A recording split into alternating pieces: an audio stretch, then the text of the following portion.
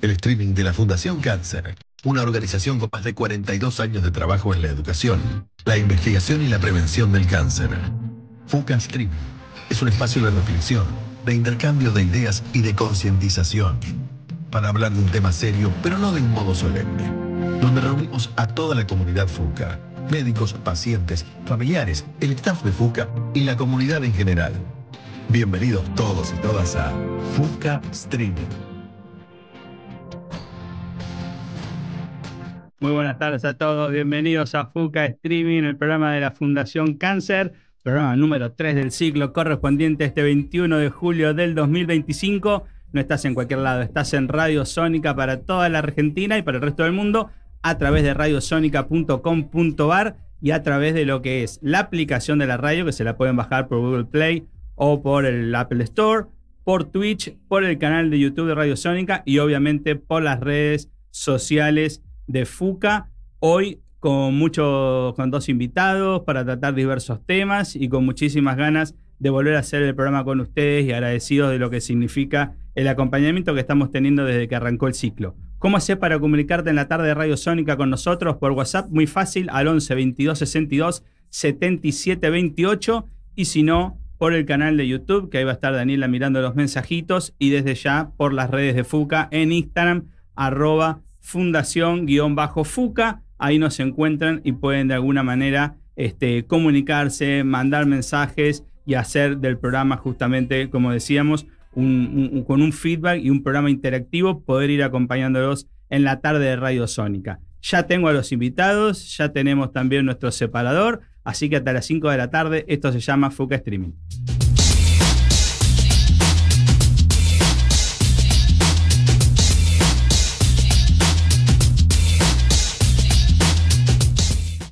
FUCA tenemos los mejores profesionales en oncología y eso implica una responsabilidad, acercarle a toda la comunidad el conocimiento de nuestros expertos.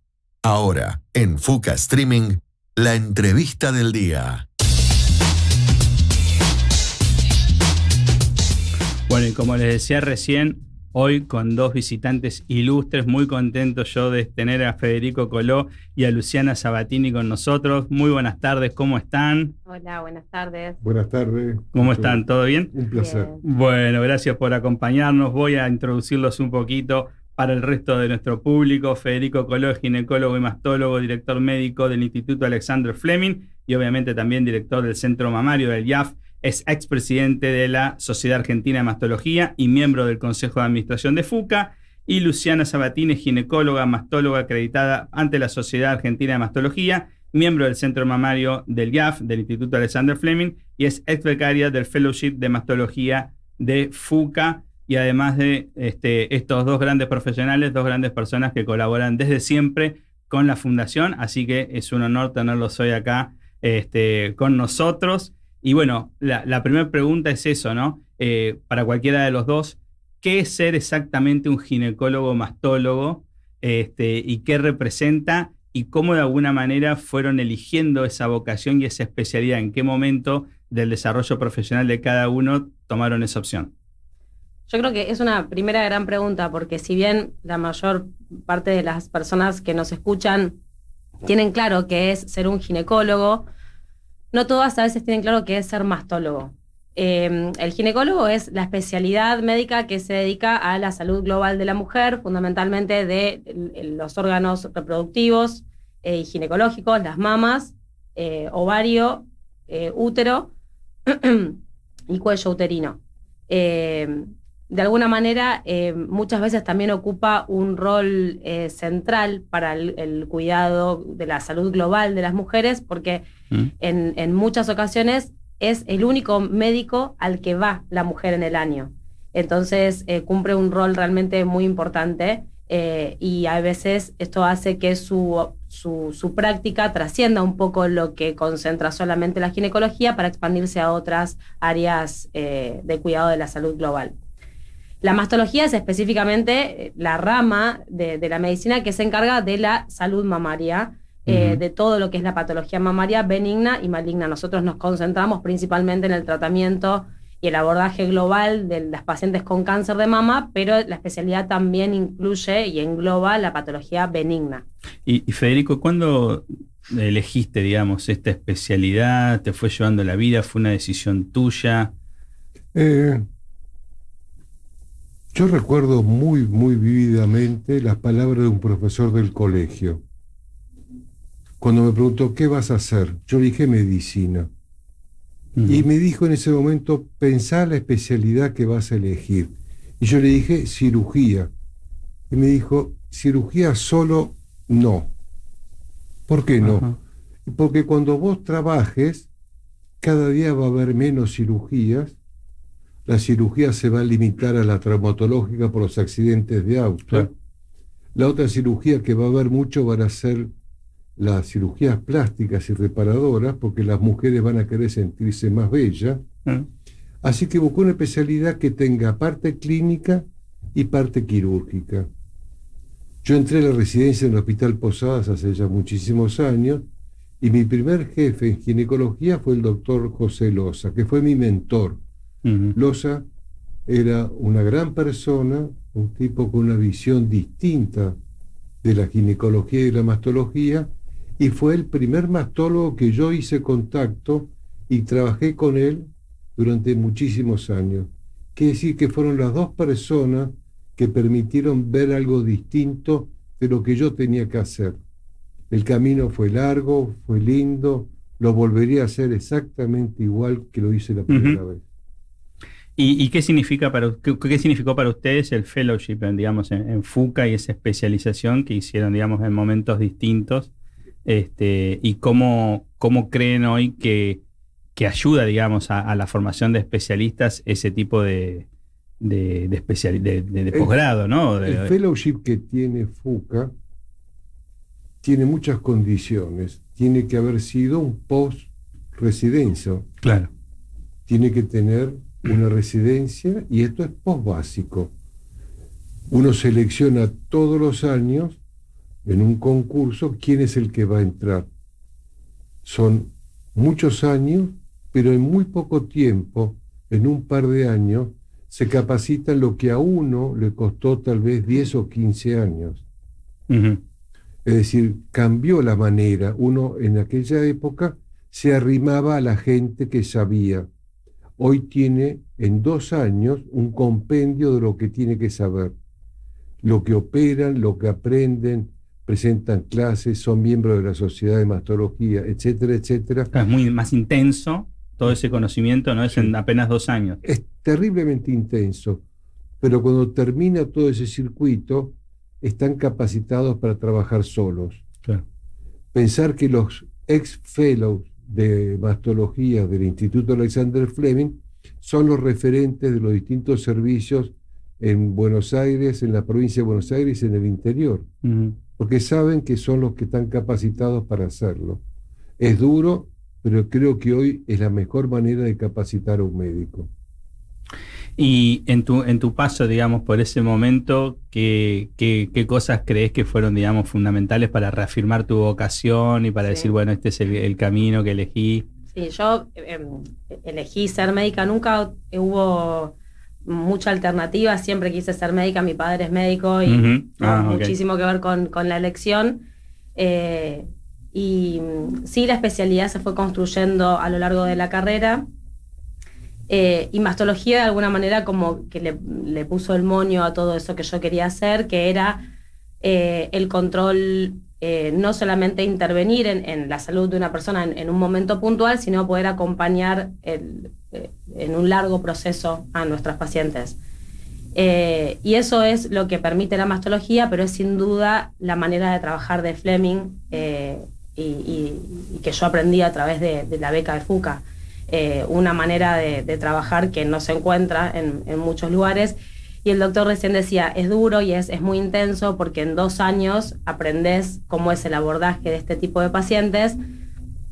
Y a mí es algo que siempre me llamó la atención, es la vocación y la entrega absoluta que nosotros como alumnos, cuando nos toca estar en esa etapa de la vida, vemos en ellos, los que hace tanto tiempo que lo hacen, y lo hacen con las mismas ganas, la misma paciencia, la misma pasión que desde el momento uno, y ahora que hace bastantes años ya que yo terminé el fellow, lo sigo viendo todos los días, cómo lo hace con las generaciones que llegan, y es espectacular porque te cambia mucho la cabeza y te enseña a trabajar de la manera más linda que hay, que es en equipo y con mucha responsabilidad y mucho compromiso. ¿Y la mastología en Argentina es una disciplina que está desarrollada, digamos, de la misma forma que en otros países, o estamos más atrasados que otros países? ¿Cuál es su lugar si uno tuviera que compararlo con países de América Latina? Con respecto a América Latina estamos muy bien posicionados. Okay. Ajá. Realmente la Argentina ha sido escuela de Latinoamérica. Los países latinoamericanos, muchos de ellos, están comenzando ahora a pensar en la mastología como una especialidad. No todos los países latinoamericanos tienen sociedades sólidas de mastología, y creo que lo más importante que se ha logrado en los últimos años son las unidades de mastología. Okay. Las unidades de mastología es un corte transversal de la enfermedad, donde incluye un trabajo multidisciplinario de distintas especialistas. Es indispensable tener un mastólogo, un oncólogo, un radiólogo, un radioterapeuta y un imagenólogo. Esas 5 personas constituyen la base de la unidad de mastología, y el resto de Latinoamérica está tomando estos modelos. O sea, la unidad de mastología es ya por definición interdisciplinaria, Sí. si no, no Sí. puede constituirse como No tal. se puede constituir de otra manera que no sea multidisciplinaria. El mayor requerimiento que tiene cuando uno piensa en unidad de mastología es la reunión multidisciplinaria semanal, Okay. donde todos los pacientes que ingresan o que uno quiere consultar se hace en ese momento, en ese ámbito, y todos tienen que opinar. Yo no me puedo levantar alegremente y decir voy a hacer esto o esto otro, porque mi decisión o la decisión del oncólogo o del radioterapeuta va a ser mirada por todos.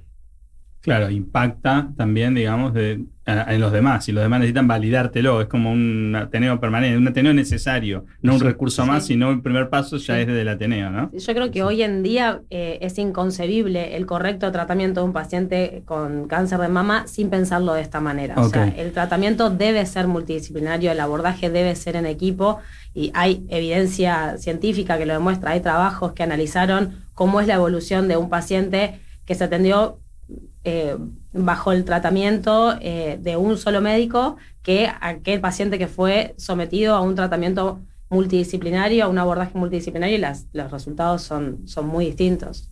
Nosotros Sí. estamos acostumbrados a ver frecuentemente pacientes que vienen de otros lugares o de lugares más remotos del país. Uh-huh. Y el paciente dice, ¿cómo es que ustedes en un día o 2 días lograron más que en mi lugar, Claro. que en 6 meses? Y yo todavía no tengo diagnóstico y no tengo una propuesta. Es decir, ¿cómo hacen ustedes en un solo día que yo dé vuelta por todos estos lugares y me solucionen el tema? Pasaron 21 minutos de las 4 de la tarde. Esto, que creo que esta vez sí le pegué, que es el código QR que ustedes ven en la pantalla, es el código que redirecciona a fuca.org.ar, y ahí es donde se pueden convertir en donantes de la organización, en donantes recurrentes, mensuales, donantes únicos, y hay otras propuestas también, y que tienen que ver justamente con la sustentabilidad de la organización, que permite, entre otras cosas, digamos, los fellows y los especialistas en oncología que forma FUCA desde hace 41 años. Saludo acá a Jonathan y las autoridades de la radio que están acá también mirando un poquito en el vivo nuestro. Bueno, volvemos, separamos y entramos un poquito más a hablar del cáncer de mama como enfermedad en sí, digamos.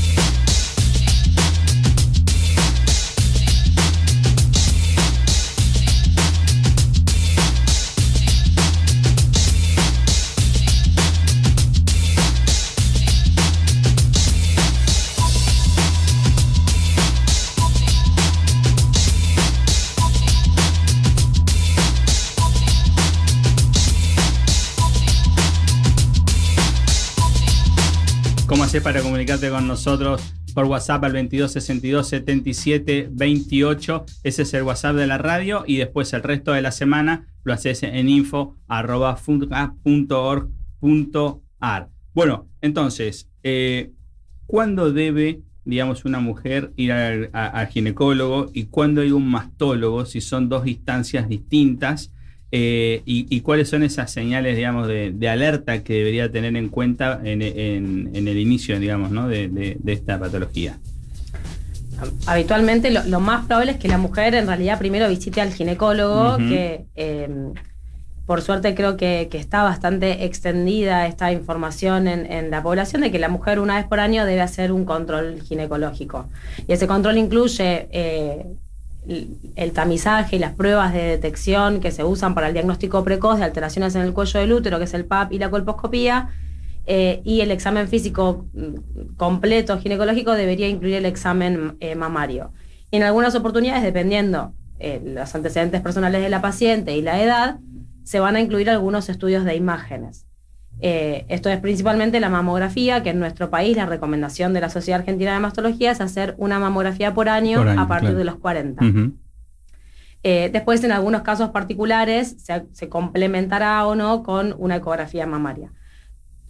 Todo ese proceso, digamos, lo puede llevar adelante y lo lleva adelante habitualmente el ginecólogo. Y en el caso de que exista alguna alteración, alguna duda por parte de ese profesional o haya algún tipo de sospecha, puede derivarlo al especialista en mamas, de patologías mamarias, que es el mastólogo. Hay pocas pacientes sanas, sin ningún tipo de antecedente, que realizan un control periódico anual con el mastólogo, y esto en general responde a algún antecedente familiar puntual, sobre todo antecedentes de primer grado como madre, hija, hermana, con alguna patología mamaria que ya saben y tienen en el radar un seguimiento diferente al de la población general. Si no, lo más habitual es que las pacientes hagan un control con el ginecólogo. Y ahí, Federico, ¿cuál crees de esta serie de mitos que se plantean, ¿no? Si el dolor es ya un indicador, si determinado tipo de corpiño con aro es un indicador, o el uso de desodorante va a generar... ¿Cuál crees vos que es el más pernicioso de esos mitos, ¿no? que están dando vuelta y que de alguna forma necesitan de la educación de la población? A esos mitos que mencionan se suman otros, que muchas pacientes no quieren hacerse punciones porque tienen miedo que a partir de la punción la enfermedad progrese o se pueda diseminar. Entonces es otro de los mitos.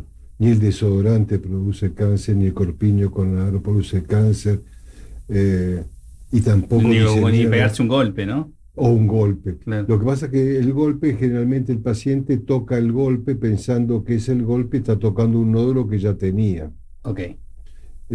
Clarísimo. Creo que los mitos son mitos, es parte del folclore. Hasta que el paciente se da cuenta que tiene que tener punción y tiene que tener un camino que ya está trazado, ahí el paciente comienza a ceder sus mitos. ¿Y cuándo sí ya son esos pequeños cambios o señales, digamos, en las mamas que ameritan, digamos, una consulta un poco más urgente? Yo creo que hay un tema que es fundamental. Durante muchísimos años se trabajó con el autoexamen de mama, que era importante el autoexamen, que la mujer se revise las mamas, le explicábamos cómo tenía que revisarse, etcétera, etcétera. Venimos de una época que la mamografía nos confirmaba que una mancha blanca que se veía era el nódulo que ya se había tocado. Claro. Así que la mamografía aportaba muy poco. Con el tiempo ahí estamos viendo algunas de las imágenes de lo que son las campañas. Empezó a aportar mucho más las imágenes, y el autoexamen quedó como motivador para que el paciente consulte. Claro. Cualquier mujer se revisa la mama, encuentra algo, se acuerda que tiene que hacerse la mamografía, que ya hace un año que se la hizo. Una buena manera de recordarlo es hacerla en el mes del cumpleaños. Sabemos que ese mes del cumpleaños, me tengo que hacer la mamografía y la ecografía anual. Es una muy buena manera de diseminar esto. El paciente consulta a partir de esto. Ahí aparecen lesiones muy pequeñas. Tengamos en cuenta que cualquier lesión en la mama menor de un centímetro tiene más del 95% de chance de curarse. Okay. Entonces, en FUCA siempre decimos, encontrarlo antes de palparlo. Ahí lo vimos en algunas imágenes que ha sido, digamos, objeto de campañas en vía pública y demás, que esperemos que este año también podamos repetir, porque me parece que es un gran lema, ¿no? Tiene que ver con la detección precoz. Sí. Exacto. Y cómo se puede, digamos, revertir las estadísticas, como lo planteabas, cuando esto llega a tiempo, ¿no? Exacto. Y en términos de los tratamientos, ¿cuáles son los avances más importantes, digamos, de los últimos años? Y la verdad es que cuando uno dice los últimos años, ese lapso de tiempo es cada vez menor, porque antes pasaban quizás décadas hasta que lográbamos un cambio en el tratamiento, ya sea alguna modificación en el tratamiento quirúrgico o en el desarrollo de terapias disponibles de quimioterapia, hormonoterapia. Y la realidad es que hoy en día ese cambio, ese proceso de cambio se aceleró muchísimo, y eso es algo excelente para nuestros pacientes, y también cambió mucho la manera de encarar la enfermedad, entender que vamos hacia una medicina mucho más personalizada, a la personalización de los tratamientos, a la individualización de los tratamientos. Por eso es tan importante el abordaje multidisciplinario, para poder encararlo de una manera realmente completa y global. Y en este sentido sí, tenemos muchos avances desde el punto de vista quirúrgico, donde antes las cirugías eran agresivas y ciertamente mutilantes, porque se creía que cuanto más agresivas sean y más grandes sean, mayor control de la enfermedad íbamos a lograr. Con el tiempo fuimos entendiendo que esto no era así. Claro, era como más invasivo con la idea de que nunca más apareciera, exactamente, ¿no? Okay. Cuanto más saque, menos chances tengo de que esto se repita. Y eso fue un paradigma hasta qué tiempo, hasta la última década casi, hasta el 2010, ¿no? Más o menos. Okay. El primer gran hito fue cuando se incorporó la cirugía conservadora de la glándula mamaria, claro. Y no solamente la única opción era sacar toda la glándula. El otro gran hito fue la incorporación de técnicas menos invasivas a nivel del estudio de los ganglios axilares. Antes se sacaban muchos ganglios, y eso generaba muchas molestias en relación a que el brazo se hinchaba. Eso se llama linfedema, y eso modificaba mucho la calidad de vida de nuestras pacientes. El doctor Lose y el doctor Colo fueron pioneros en Argentina para la incorporación de esa técnica, donde se resecan muy poquitos ganglios, que se llama ganglio centinela.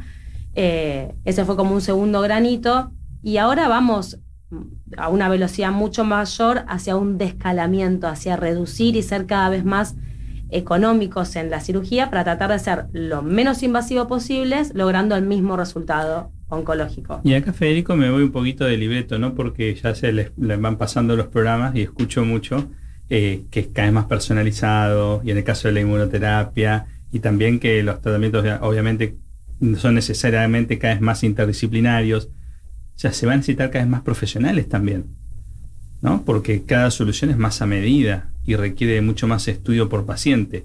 ¿Cómo ves ya no, digamos, al instituto donde desarrollas tus actividades, al sistema de salud en general, para afrontar soluciones que son cada vez más individuales y que, calculo yo, también llevan más recursos humanos, técnicos, tecnológicos, ¿no?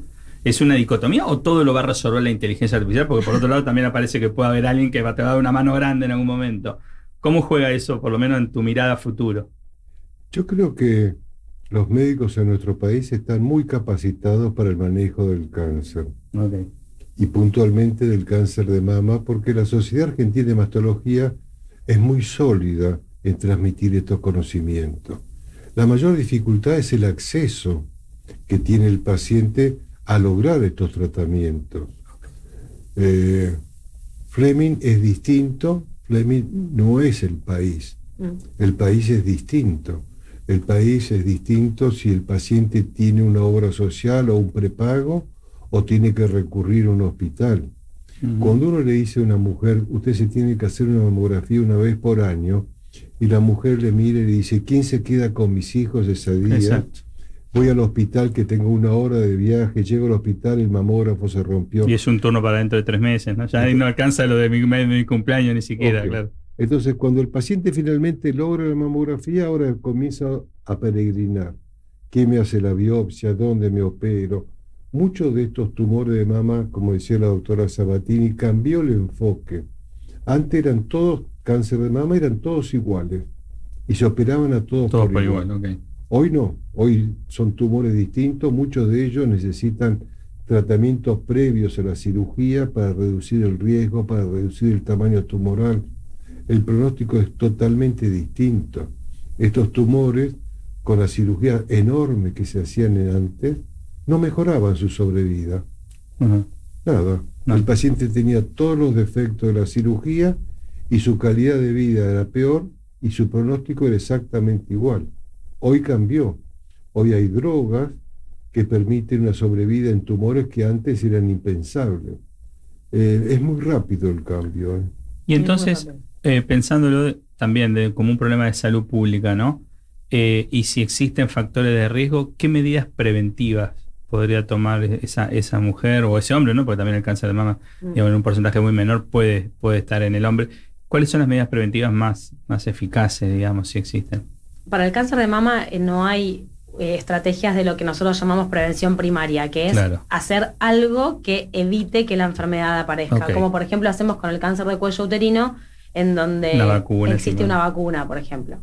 No hay una vacuna que prevenga el desarrollo de la enfermedad, pero sí hay técnicas eficaces y baratas para lograr un diagnóstico precoz. Por ejemplo, la realización de una mamografía por año a partir de los 40 años, o por ejemplo incorporar y complementar a eso el autoexamen mamario, que nosotros somos muy repetitivos con las pacientes en este sentido de que el autoexamen no reemplaza a la consulta médica. El autoexamen no tiene como objetivo que el paciente sea el responsable de la detección de ese cáncer, sino simplemente conocerse y aprender a notar si existe algún cambio, nada más, no reemplaza la consulta anual.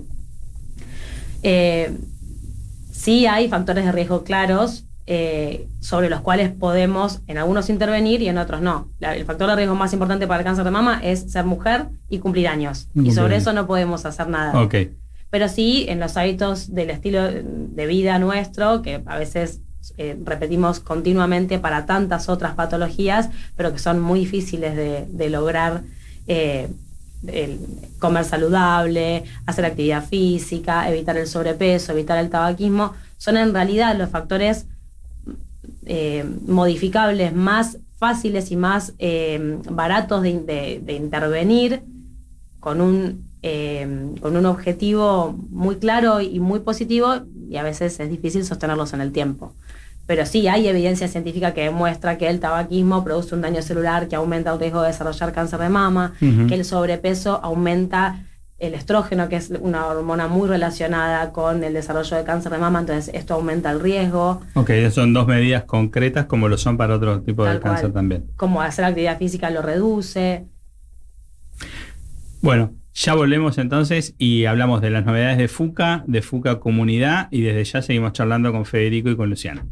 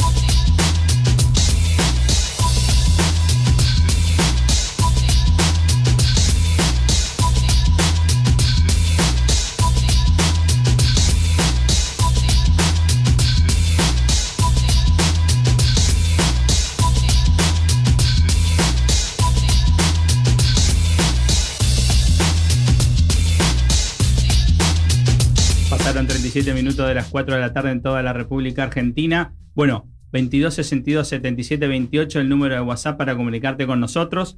Tenemos ahí una serie de saludos que vamos a mandar al final, pero la verdad muy contentos con la repercusión de los primeros dos programas, y algunas de las personas, la mayoría, la enorme mayoría que no nos ve en vivo, sino que después nos ve en las redes, saben que pueden encontrar el programa completo en Radio Sónica, en el canal de YouTube de la radio. Ahí fijarse bien, porque ahí está Radio Sónica y están las otras radio grupos que tienen nombres bastante parecidos, y si no también en el canal de YouTube de la Fundación FUCA, en donde van a encontrar todas las ediciones que hicimos, digamos, desde el 7 de julio a el día de hoy. Y hablando, digamos, de hábitos saludables, uno de los programas más emblemáticos de FUCA, o el más emblemático, que tiene 28 años de implementación ininterrumpida es aulas abiertas, así que yo quiero invitar a todas las instituciones educativas a que se puedan, digamos, inscribir. Le escriben en administración @fuca.org.ar. Entonces, digamos, en lo que son, digamos, escuelas de enseñanza media que quieren participar de ese taller, pueden hacerlo. Ahí tienen el mail abajo, así hago. Entonces, para participar del programa Aulas Abiertas, administración @fuca.org.ar, escriben ahí, está Laura. El otro día hicimos un taller muy lindo con una escuela de Chaco, con una escuela de Tucumán, otra escuela de Capital que vino al auditorio Reinaldo Chacón y tuvieron justamente con los oncólogos de FUCA, que son los oncólogos del Fleming. Ahí tenemos un par de imágenes, una charla donde se habla de todos estos hábitos saludables y cómo la intención de FUCA de cuanto más joven tomás contacto con estos hábitos saludables, más posibilidades de internalizarlo, ¿no, Federico? Sí, yo creo que lo importante de Aulas Abiertas que transformamos a un alumno del colegio en un gran difusor. Ese alumno empieza a entender la importancia, por ejemplo, de cambios de hábito, y el que mayor impacto tiene son los fumadores. Cuando los hijos van a la casa y encuentran que la madre o el padre fuma, empieza a accionar sobre ellos, dejar el cigarrillo, y finalmente producen cambios sociales muy interesantes. Sí, yo creo que quizás aún hace 10 años en un programa como este no podía imaginar que iba a dedicarle más al vapeo que a otro tipo, ¿no? Y hoy, sin embargo, esta cuestión es una cosa que nos quita el sueño a todos, ¿no? La buena prensa a nivel mundial que tiene el vapeo como camino a ir dejando, todos mitos fuertes instalados, que porque tiene gusto a chicle o sabor a vainilla es menos nocivo, y eso genera, digamos, la complicación, porque estamos enfrentando un peligro que tiene gran penetración en los adolescentes y que genera esa primera adicción que después es muy difícil, ¿no? No solamente es difícil abandonar esa adicción, sino que está demostrado también que el vapeo produce enfermedades. Entonces realmente hoy en día dejar de fumar para pasar al vapeo tampoco es la solución. Hay muchas drogas, hay gente que se dedica a esto, a ayudar a los pacientes a dejar de fumar, pero hacerlo solo y con voluntad no alcanza. Y por otro lado, también FUCA hace campañas de concientización durante el mes de octubre y demás. Ahí vamos a pensar con Luciana algunas para este año, que ya estamos como trabajando, que se hizo, por ejemplo, el año pasado, ¿no? En el estacionamiento del Alto Avellaneda, una campaña grande con uno de nuestros aliados de concientización, y que tiene que ver también con, en este caso, digamos, llevar la aparatología a personas a mujeres, en este caso, que quizás no estaban interesadas o les queda mucho más lejos, digamos, la posibilidad de tener esa cobertura, y que de repente hace la diferencia, ¿no? Porque ahí de vuelta uno está buscando un efecto multiplicador, ¿no? Que pueda ir y decirle a las vecinas, bueno, fui y me hice tal estudio, al final de cuentas es importante ir, ¿no? Totalmente. Bueno, ahí vamos a pensar determinadas actividades de FUCA para el mes de octubre. Y también les quiero contar de la cena, que eso es antes, no sé si tenemos la placa. Bueno, el 30 de septiembre en el Hotel Alvear a las 20 horas es la cena anual de recaudación de fondos de la Fundación Cáncer. Ahí tienen el Save the Date. Y desde ya todo lo que tiene que ver con la educación, la formación de nuestros oncólogos, más de 125 especialistas que se han formado en los 40 años de la organización, las 4 líneas de investigación del Centro de Investigación Oncológica, y desde ya las campañas de prevención, en la cual justamente el servicio de mastología siempre está al pie del cañón para ayudar a la fundación, se financian, entre otras fuentes de financiamiento, con este aporte que logramos en la Noche FUCA. Entonces, si representás una empresa, si tenés una empresa, o si de repente sos un particular que quiera ayudarnos, este es uno de los canales, ¿eh? Ahí vas a encontrar, en la placa está muy claro, lo tenés en el mail y en el teléfono y demás. Bueno, la forma de contactarnos para participar de la Noche FUCA, en donde, como dijimos en el programa anterior, estamos preparando muy lindas cosas, show internacional. Obviamente ahora tenemos que ir a ver algunos aspectos, cómo va a estar puesto el salón, pero más allá de ser una reunión social y que reúna a muchas personas de la industria y a formadores de opinión en lo que tiene que ver con la salud pública, también es un momento, por sobre todas las cosas, de ser generoso, de poder pensar en los demás y de hacer un aporte a una fundación que después está muy, pero muy preocupada por rendir cuentas de qué se hacen con tus fondos y con tu aporte, ¿no? Y eso es lo que hacemos con los más de 1.500 donantes recurrentes que tenemos, y también con esos donantes únicos que participan de la Noche FUCA que vamos a hacer este 30 de septiembre.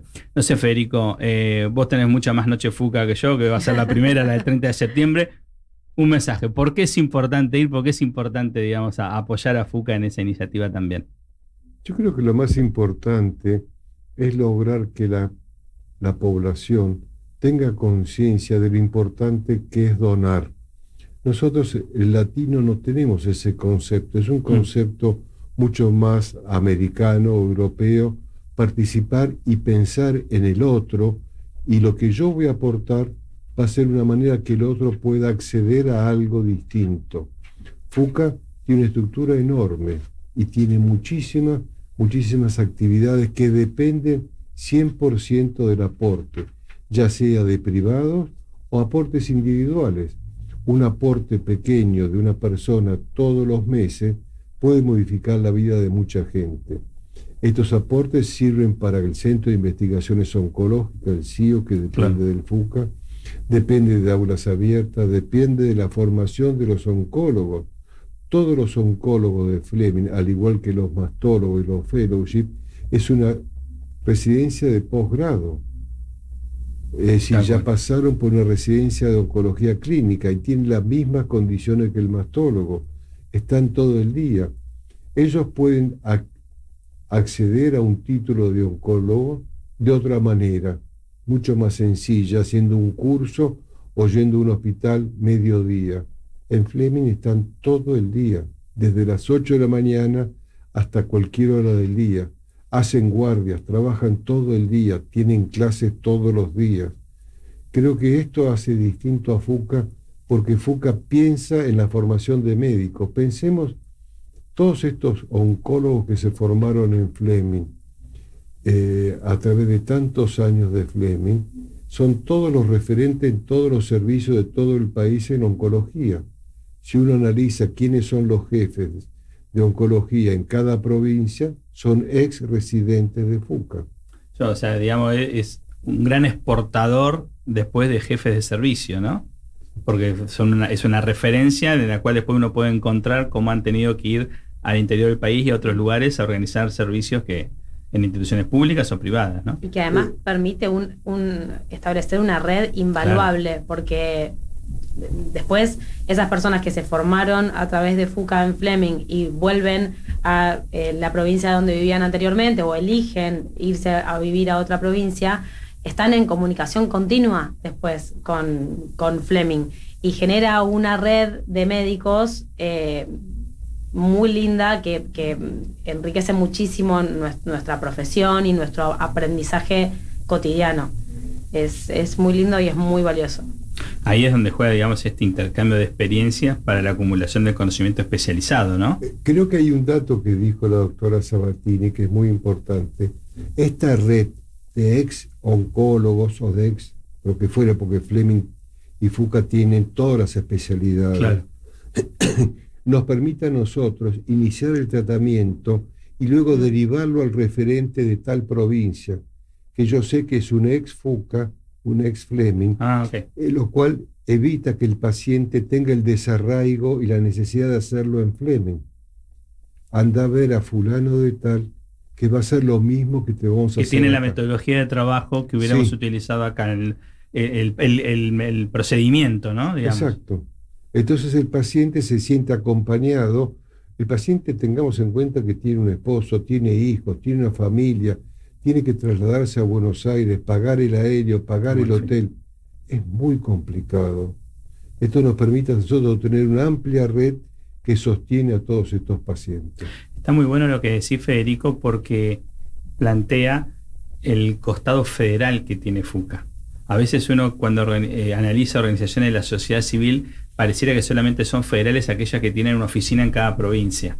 Que está muy bien que así lo tengan, digo, son muchas, pero hay organizaciones como FUCA que también tienen un federalismo en su ADN por ser formadores y exportadores, digamos, de profesionales que después van a desarrollar toda su carrera en el interior, en distintas provincias y en otro tipo de factores de salud, pero que tienen para siempre ese ADN y esa formación que les dio FUCA y el Fleming como un protocolo y una manera de hacer bien las cosas, ¿no? Que como decías vos, tenía que ver con un enfoque multidisciplinario, ¿no?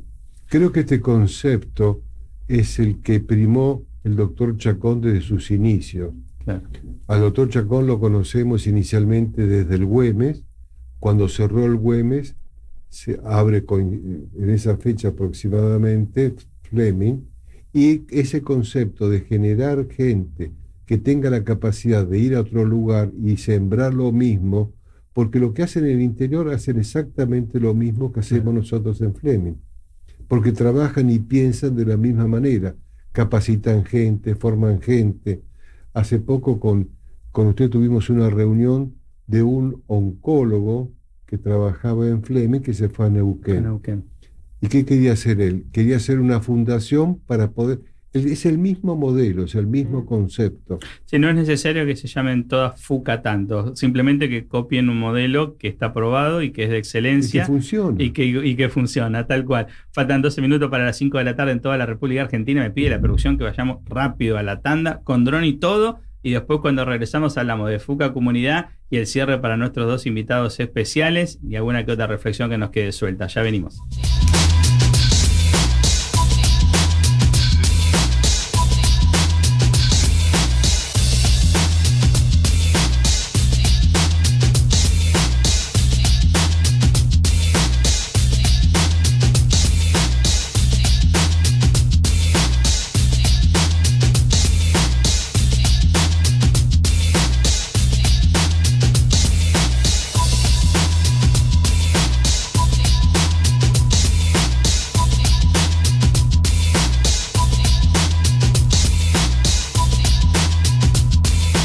Bueno, y obviamente también podés querer ser partícipe de este espacio y ser anunciante de FUCA Streaming. Muy fácil, info@fuca.org.ar, y si no me escribís a mí a dirección @fuca.org.ar. Es una organización de puertas abiertas, es muy fácil contactarnos, estamos en las redes, vamos a contestar rápido, así que simplemente es la voluntad de poder apoyarnos quizás también en el programa como anunciante y desde ahí ir permitiéndonos seguir expandiendo este mensaje.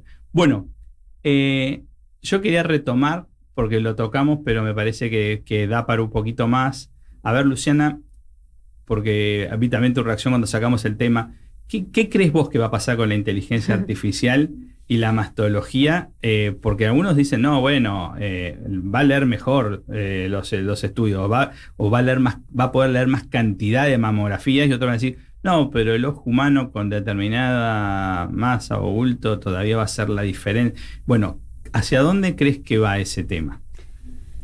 Es una pregunta muy difícil de responder porque creo que es algo que nos estamos preguntando nosotros cotidianamente. Okay. No solamente la inteligencia artificial como herramienta médica, sino la inteligencia artificial como herramienta para la población. Porque nosotros continuamente, cotidianamente, nos enfrentamos en el consultorio con un paciente que viene con mucha información previa a sentarse a tener esa conversación con vos. O sea, esa medicina paternalista donde el paciente llega en cero a la consulta, no va más. No ya le preguntó a ChatGPT camino al Fleming, ¿no? Absolutamente. ¿Y cómo lidian con eso cuando forma parte de la individualización del tratamiento, de las personas, de las personas fundamentalmente. No son todos los pacientes iguales, no todos los pacientes necesitan la misma cantidad de información, no todos los pacientes procesan la información de la misma manera, y muchas veces ChatGPT o la herramienta de inteligencia artificial que quieras se equivoca y no da siempre información que aplique exactamente al caso de esa persona. Claro. Entonces creo que desde el punto de vista del uso masivo de la herramienta, creo que tenemos que tener mucho cuidado y curar mucho esa información que nos trae, esas dudas que nos traen los pacientes a las consultas. Y desde el punto de vista de una herramienta médica, creo que hay que entender que existe, que llegó y que llegó para quedarse. O sea que ese cambio tenemos que abrazarlo y acompañarlo, porque si no va a ser muy difícil. No creo que vaya a reemplazar a usted, a los médicos. O por lo menos eso espero. Porque... Eso espero. No, pero Federico, hay una derivación de eso que ya lo empiezo a escuchar, ¿no? Van pasando las reuniones con cada uno de ustedes, con perfiles distintos, pero con la misma pasión. Y empieza a aparecer como en la agenda el derecho a no saber, ¿no? ¿Eso crees que viene también por lo que decís de pacientes sobreinformados, de relojes que te dicen cómo estás de ánimo? ¿Va a haber un momento donde va a ser un tema de la ética profesional y de el derecho a no saber tanto también? La pregunta es compleja. En este momento estamos trabajando en los consentimientos informados, por ejemplo, de todas las actividades de Fleming. Cuando un paciente se tiene que operar, tiene que firmar un consentimiento informado, y tiene que hacer una quimioterapia, tiene que firmar un consentimiento informado que accede a toda la información de los riesgos que puede tener. Okay. Ayer justamente en una reunión pusimos al final de todos los consentimientos informados: no quiero saber nada de mi enfermedad. Ah, la pegué con el tema, okay. Están dentro de los derechos del paciente. Están de los derechos. Entonces, cuando uno lee todo eso, dice, ok, yo no quiero saber nada, usted haga lo mejor para mí, pero no quiero saber si es cáncer. Hay gente que no puede ni siquiera escuchar la palabra cáncer. Sí. Entonces, usted me tiene que operar, usted tiene que hacer, hágalo, no me lo cuente, yo lo voy a hacer. Está dentro de los derechos de las personas. Hay una ley que los defiende. Claro. Luciana, un último mensaje, digamos, a una mujer como, no sé, 45 o 50 años que la verdad que está demorada, hace 3 o 4 años que no va a hacerse los estudios. ¿Qué mensaje le darías vos desde este lugar hoy? Esa situación la vivimos cotidianamente, de que por el motivo que sea, o por problemas familiares o de trabajo, o por falta de tiempo, que vivimos apurados para todo, sobre un sistema de salud que está bastante saturado y que es muy difícil conseguir turnos y las demoras. Hay pocas cosas, pocas intervenciones en medicina que son realmente importantes. Entiendo que a veces uno entra en una etapa de la vida en la que si entraste en el circuito vas todos los días a un médico diferente, claro, y eso es agotador. Pero si uno se despoja y trata de limpiar qué es lo importante o lo imprescindible de lo que puede esperar un poco más, el control mamario está entre lo que no podemos postergar. Okay. Porque es mucha la diferencia entre un diagnóstico inicial y precoz que un diagnóstico. Es mucha la ventaja, hay que aprovecharla, claro. Es mucha la ventaja que nos da. Es cierto, no existe una prevención primaria, no hay una manera de evitar que suceda, pero hay muchas y cada vez más herramientas para evitar que no sea una enfermedad incurable. Entonces, creo que ahí está la principal acción nuestra. Cuando decimos todos los años encontrarlo antes de que se palpe, es porque una enfermedad que tiene más de un 90% de probabilidades de curarse en una detección temprana, no le podemos dar tregua. Federico, la última, en 2 minutos, si de vos que el dependiera... cáncer de mama afecta a la mujer, afecta al marido, afecta a los hijos, afecta a la familia. Si todos este grupo no se involucran en la enfermedad del paciente, es muy difícil que nosotros podamos ayudarlo. Tienen que todos trabajar juntos, la familia por un lado y los médicos por otro lado. Pero si no lo hacemos juntos, es muy difícil. Y 2 palabras, el hombre también puede tener cáncer de mama. Es poco frecuente, pero recuerden que los hombres también, si se encuentran algo o se tocan algo bajo la ducha, consulten. Consulten porque es una posibilidad y tiene que tenerlo también dentro de su radar, ¿no es cierto? Probablemente no sea nada, pero hay cáncer de mama en el hombre. Ok. Bueno, muchísimas gracias a los dos. Ha sido un gustazo enorme. El QR de la donación debería aparecer en este momento en la pantalla y yo tendría que hacer así con la mano como para señalarlo. Ahí le erré de vuelta. Ah, no, está bien. Haciendo para la izquierda. Voy mejorando. Ya va a ser como una especie de, digamos, de clásico que haga así, hasta encontrar el QR. Te lo van a cambiar. Me lo van a ir cambiando y está bueno. Pero no, básicamente, a ver.